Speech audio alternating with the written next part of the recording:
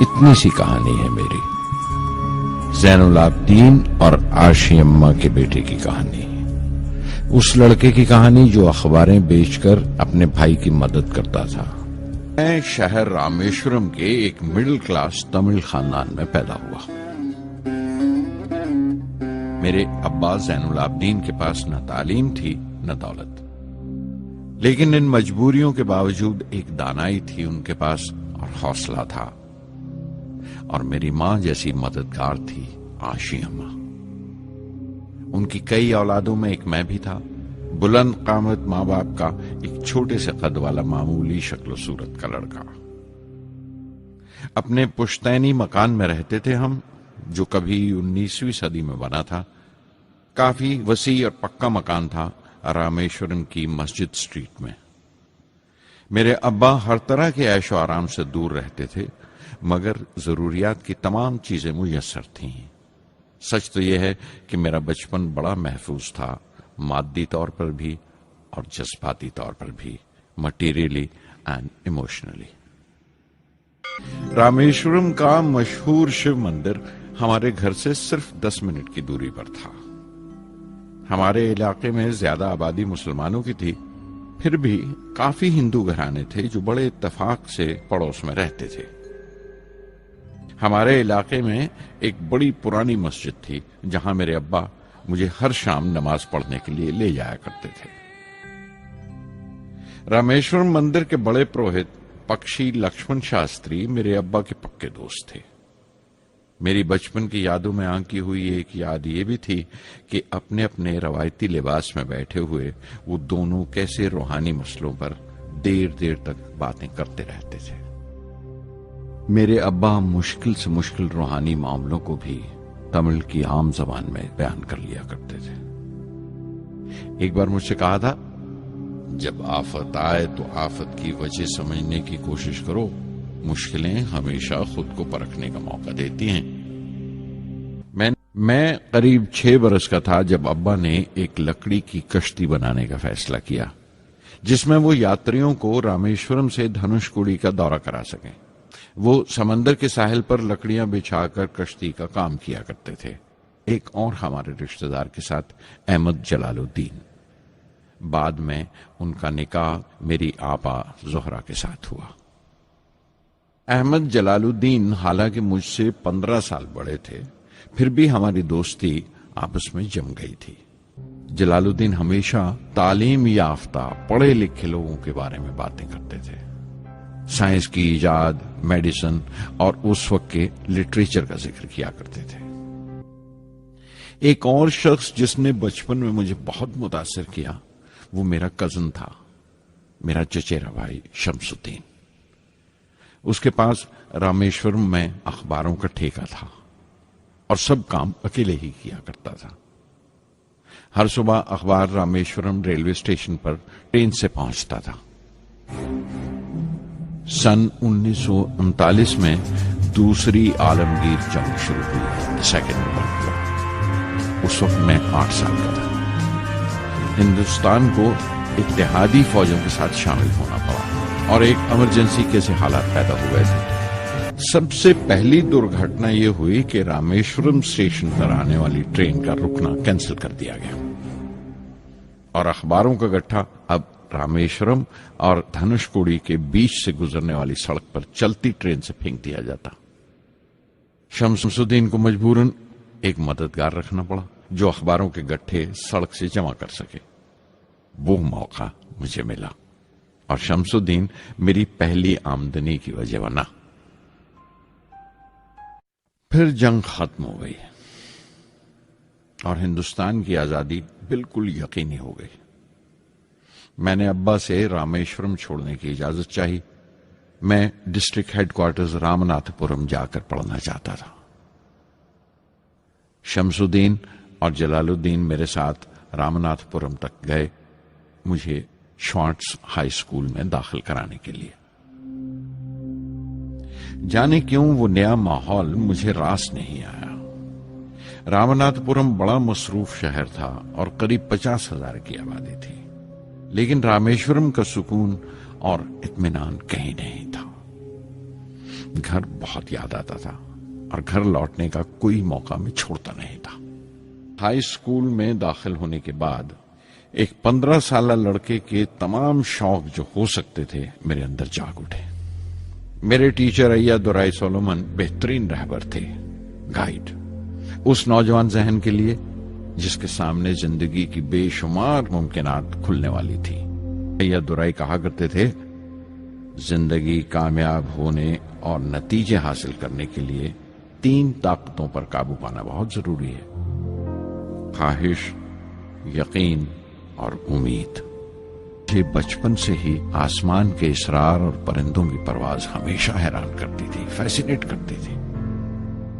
سمندر میں کونجوں اور بگلوں کو اونچی اڑانے لگاتے دیکھتا تھا تو اڑنے کو جی کرتا تھا۔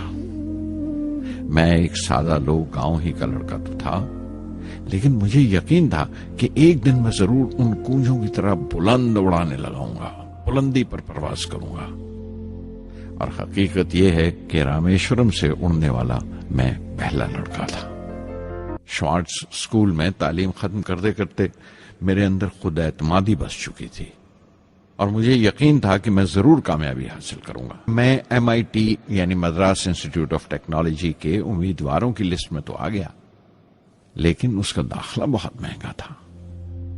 کم سے کم 1000 روپے کی ضرورت تھی اور میرے ابا کے پاس اتنے روپے نہیں تھے۔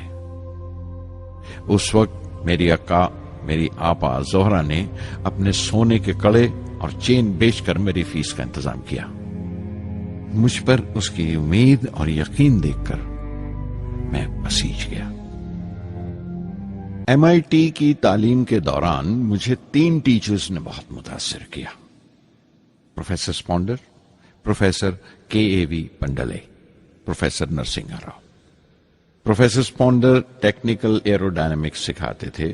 ایروناٹیکل انجینئرنگ میں داخلے سے پہلے میں نے ان سے صلاح لی تھی۔ انہوں نے سمجھایا تھا کہ مجھے مستقبل کا فیصلہ کرنے سے پہلے مستقبل کی ممکنات کے بارے میں نہیں سوچنا چاہیے۔ ڈاکٹر سارا بھائی کی گرم جوشی نے پہلی ہی ملاقات میں میرا دل موہ لیا۔ اگلے ہی دن مجھے خبر مل گئی کہ میں چن لیا گیا۔ مجھے انکوسپار میں راکٹ انجینئر کی حیثیت سے شامل کر لیا گیا تھا۔ اس کے فوراً بعد ہی مجھے 6 ماہ کے لیے امریکہ بھیج دیا گیا، ناسا میں راکٹ لانچنگ کی ٹریننگ کے لیے۔ جانے سے پہلے میں تھوڑا سا وقت نکال کر رامیشورم گیا۔ میرے ابا میری اس کامیابی کے لیے بہت خوش ہوئے اور مجھے اسی مسجد میں لے جا کر شکرانے کی نماز ادا کی۔ NASA Langley research centre Virginia میں نے اپنے کام کی شروعات کی۔ بعد میں گودارڈ اسپیس فلائٹ سینٹر میری لینڈ چلا گیا۔ میں جیسے ہی ناسا سے لوٹا فوراً بعد ہندوستان کا پہلا راکٹ لانچ واقع ہوا، 21 نومبر سن 1963۔ وہ ساؤنڈنگ راکٹ تھا، نام نائکی اپیچی۔ نائکی اپیچی کی کامیابی کے بعد پروفیسر سارا بھائی نے اپنی آرزو، اپنے ایک خواب کا اظہار کیا، ایک Indian satellite launch vehicle ISLV کا سپنا۔ ہندوستانی راکٹ کا خواب 20ویں صدی میں ایک طرح سے 18ویں صدی کا خواب بھی کہلا سکتا ہے، جو ٹیپو سلطان نے دیکھا تھا۔ ٹیپو سلطان کی فوج میں 27 بریگیڈ تھے جو خشون کہلاتے تھے، اور ہر ایک بریگیڈ میں ایک دستہ تھا راکٹ مین کا جو ساتھ رہا کرتا تھا اور جرکس کہلاتا تھا۔ جب ٹیپو سلطان مارا گیا تو انگریزوں نے 700 راکٹس اور 900 راکٹ کے سب سسٹمز برآمد کیے 1799 میں تیروکناہلی کی جنگ کے بعد۔ وہ راکٹس ولیم کانگریو نے انگلینڈ بھیجوا دیے جانچ پڑتال کے لیے، اس کی تکنیک سمجھنے کے لیے، جسے آج کی سائنسی زبان میں ہم ریورس انجینئرنگ کہتے ہیں۔ ٹیپو سلطان کی موت کے ساتھ اس خواب کی بھی موت ہو گئی، کم سے کم 150 سال کے لیے۔ پنڈت جواہر لال نہرو کی بدولت وہ راکٹری کا خواب ایک بار پھر ہندوستان میں زندہ ہوا۔ پروفیسر سارا بھائی نے اس خواب کو حقیقت بنانے کی ذمہ داری اپنے سر لے لی۔ بہت سے تنگ نظر لوگوں کو اعتراض تھا اس بات پر کہ اس ملک میں جہاں لوگوں کو 2 وقت کی روٹی نصیب نہیں ہوتی، وہاں ان سپیس اڑانوں کو، ان خلائی تحریکوں کو کیوں ترجیح دی جا رہی ہے۔ لیکن پردھان منتری پنڈت نہرو اور پروفیسر سارا بھائی کے نظریے میں کسی قسم کا مبالغہ نہیں تھا۔ ان کے نظریے بالکل صاف تھے کہ اگر دنیا کے ملکوں میں اور دنیا کے مسئلوں میں کوئی حصہ لینا ہے، شرکت کرنی ہے، ہندوستان کو کوئی حیثیت حاصل کرنی ہے، تو سائنس اور ٹیکنالوجی کی ترقی اور خود مختاری، سیلف ریلائنس اشد ضروری ہے۔ پروفیسر سارا بھائی نے ریٹو تیار کرنے کا ارادہ ظاہر کیا، rocket assisted take of system, ایک ملٹری ایئر کرافٹ جو راکٹ کی مدد سے اڑایا جا سکے بڑی چھوٹی سی جگہ میں۔ شام تک یہ خبر بھی عام ہو گئی کہ ہندوستان ایک خود ساختہ ملٹری ایئر کرافٹ تیار کر رہا ہے اور میں اس پروجیکٹ کا مختار ہوں، ذمہ دار ہوں۔ نے مجھے ایک اور ذمہ داری بھی سونپی کہ لانچ کی 4تھی سٹیج میں ہی ڈیزائن کروں۔ یہ معمول تھا، میرا عادت تھی کہ ہر میسائل پینل کی میٹنگ کے بعد میں جا کر پروفیسر سارا بھائی کو پوری تفصیل، پوری رپورٹ دیتا تھا۔ دہلی میں ایسی ہی ایک میٹنگ کے بعد 23 دسمبر 1971 کو میں تریویندرم لوٹ رہا تھا، اور اس دن پروفیسر سارا بھائی تھمبا میں SLV کا معائنہ کرنے گئے ہوئے تھے۔ دہلی ایئرپورٹ کے لاؤنج سے میں نے انہیں فون کیا، پینل میٹنگ کی تفصیل بتائی۔ پروفیسر سارا بھائی نے مجھے کہا کہ میں تریویندرم ایئرپورٹ پر ان کا انتظار کروں۔ میں جب تریویندرم پہنچا تو فضا میں ایک ماتم بچھا ہوا تھا۔ مجھے خبر دی گئی کہ پروفیسر سارا بھائی نہیں رہے۔ چند گھنٹے پہلے دل کا دورہ پڑنے سے ان کا انتقال ہو گیا۔ میں تھرا کے رہ گیا۔ SLV-3 کی تخلیق بھی کئی دردناک لمحوں سے گزری۔ ایک روز جب میں اور میرے تمام ساتھی اپنے کاموں میں پوری طرح ڈوبے ہوئے تھے، میرے گھر سے ایک موت کی اطلاع پہنچی۔ میرے دوست اور ہمدرد میرے بہنوئی جلال الدین کا انتقال ہو گیا تھا۔ 1976 میں میرے ابا زین العابدین 102 سال کی عمر میں وہیں رامیشورم میں انتقال فرما گئے۔ 15 پودے پوتیاں چھوڑ کر گئے تھے پیچھے، اور ایک پڑپوتا۔ دنیاوی طور پر وہ صرف ایک اور بزرگ کی موت تھی۔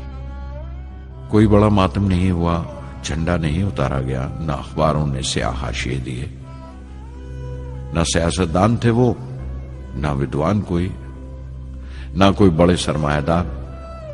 ایک سیدھے سادے انسان تھے، فرشتہ صفت،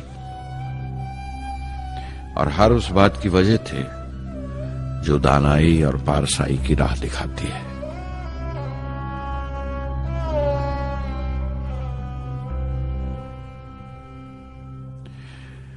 میں بہت دیر تک اپنی ماں کے پاس بیٹھا رہا، چپ چاپ، اور جب اٹھا تھمبا لوٹنے کے لیے تو اس نے روندھے گلے سے دعائیں دی مجھے۔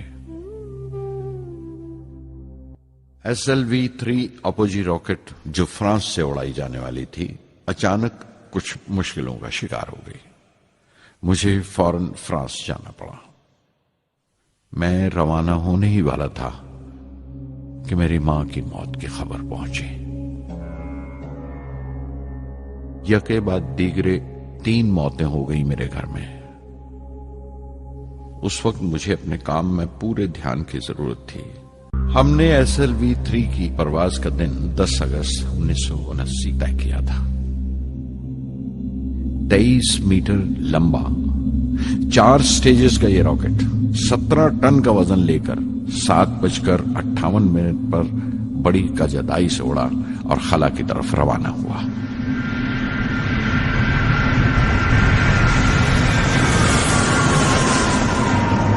پہلی سٹیج ہر طرح سے پختہ نکلی اور بڑے آرام سے راکٹ دوسری سٹیج میں داخل ہو گیا۔ ہم سب دم بخود رہ گئے، سانس روکے بیٹھے تھے۔ ہمارے برسوں کا خواب آسمان کی طرف سفر کر رہا تھا۔ اچانک ہمارے خواب میں درار آئی، ہمارا سکوت ٹوٹا، ہماری خاموشی ٹوٹی۔ दूसरी स्टेज काबू से बाहर होने लगी थी। 317 सेकंड के बाद परवाज टूट गई। मेरी मेहनत और उम्मीद चौथी स्टेज को साथ लेकर तमाम मलबा श्री हरिकोटा से 560 किलोमीटर दूर समंदर में जाके गिरा।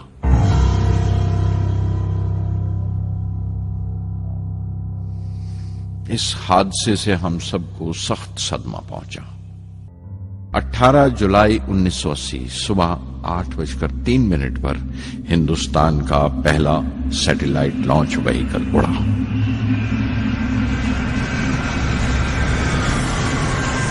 मैंने रोहिणी सैटेलाइट का तमाम डेटा कंप्यूटर पर जांचा। अगले 2 मिनट के अंदर अंदर रोहिणी अंतरिक्ष में था।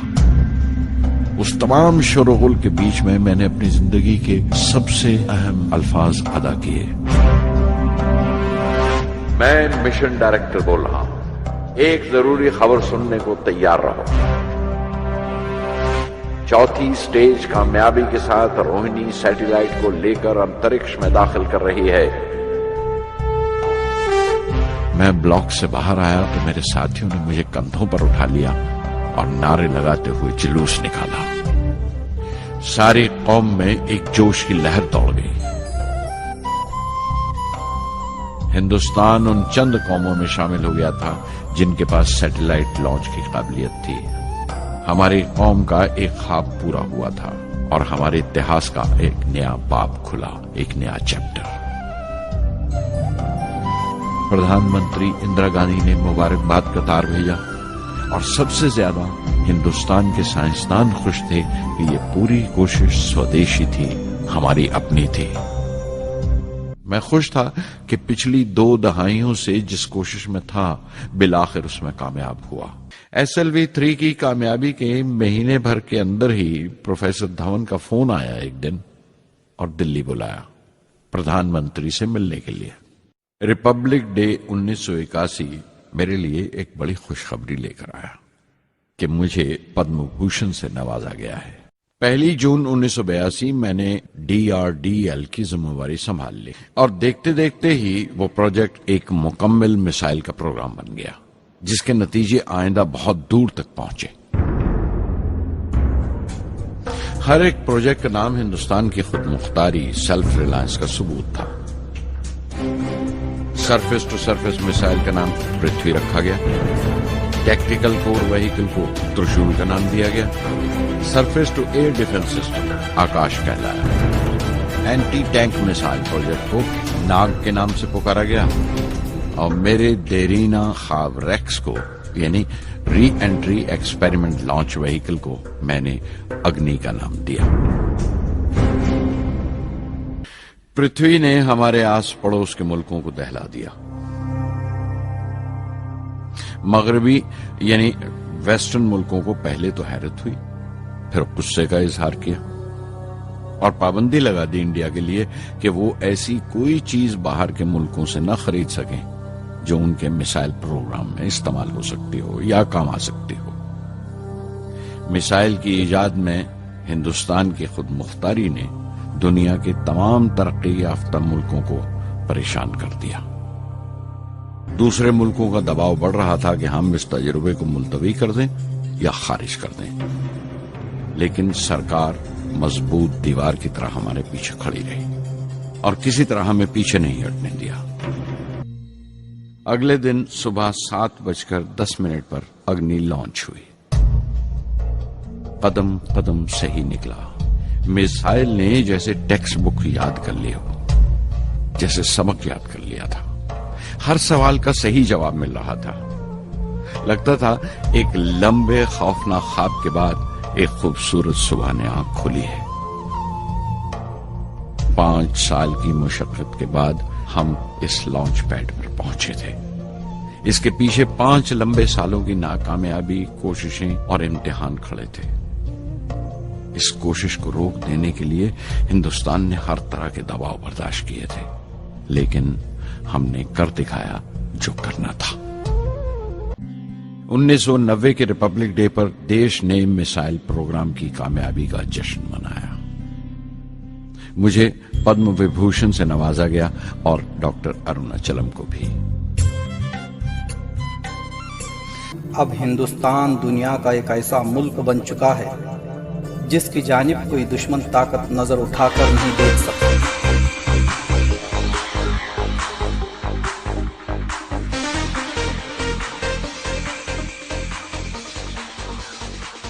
दुश्मन की ज़मीन पर पांव रखे बगैर दुश्मन को नीज़ तो नाबूद करने की सलाहियत रखने वाला अग्नि मिसाइल और दुश्मन को हमेशा 2 हाथ दूर रखने वाला पृथ्वी मिसाइल, ये सारे ब्रह्मास्त्र हैं लश्कर के लिए।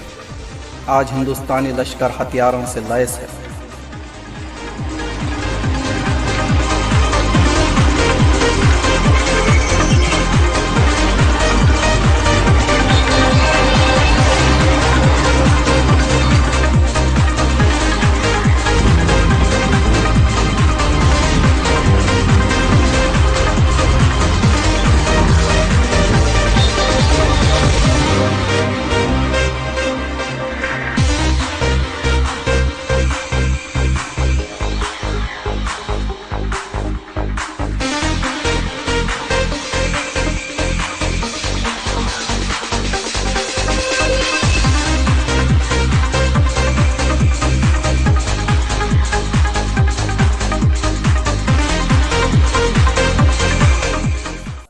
हिंदुस्तान ने मुझे भारत रत्न से नवाज कर सदर जमहूरिया के ओहदे पर फायज किया।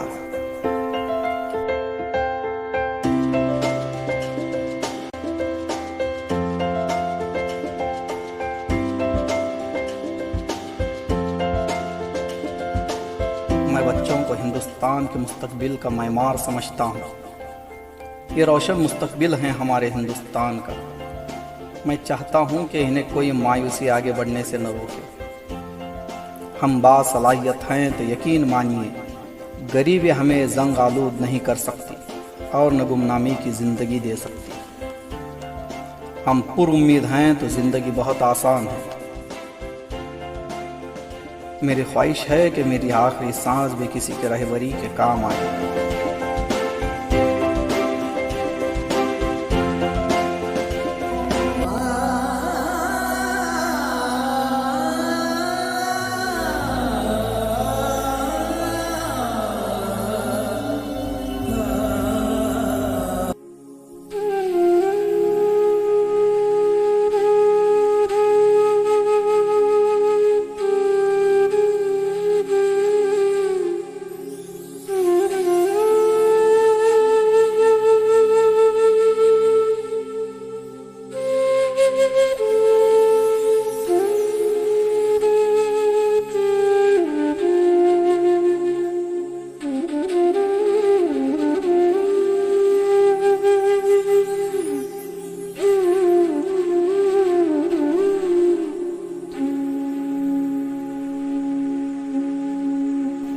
मैं सूरज हूँ, जिंदगी की रमक छोड़ जाऊंगा। मैं डूब भी गया तो शफक छोड़ जाऊं।